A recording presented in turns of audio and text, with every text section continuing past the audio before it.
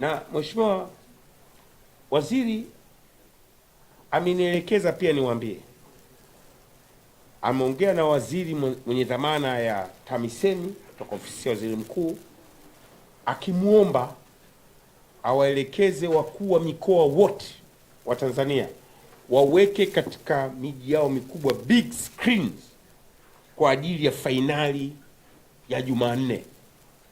Watu waangalie fainali.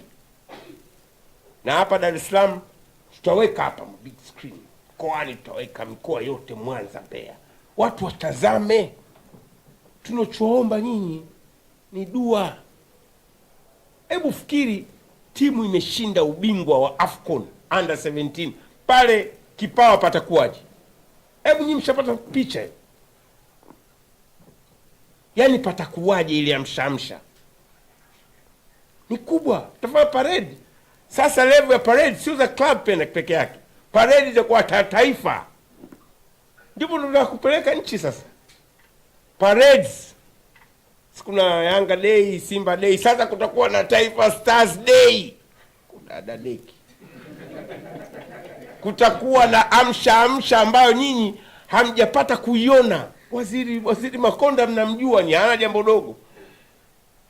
Alafu kachukua upele kanikabidhi. Kucha nazo.